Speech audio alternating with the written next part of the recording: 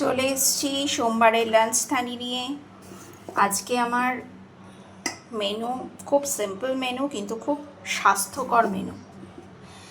প্রচণ্ড গরম পড়েছে, তার উপরে কালকে সামান্য কয়েক ফোঁটা বৃষ্টি হয়ে গরমটাকে আরও বাড়িয়ে দিয়েছে। আর এই গরমের মধ্যে আমার আর মাছ, ডিম, মাংস কারোরই খেতে ইচ্ছা করছে না। সেই কারণে আজকে একদম সিম্পল মেনু, সেটা হচ্ছে লাউ ঘন্ট।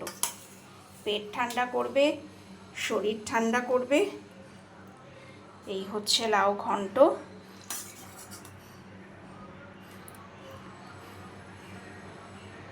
লাউ ঘন্ট রয়েছে, এখানে রয়েছে মুসুরির ডাল, একদম পাতলা করে মুসুরির ডাল।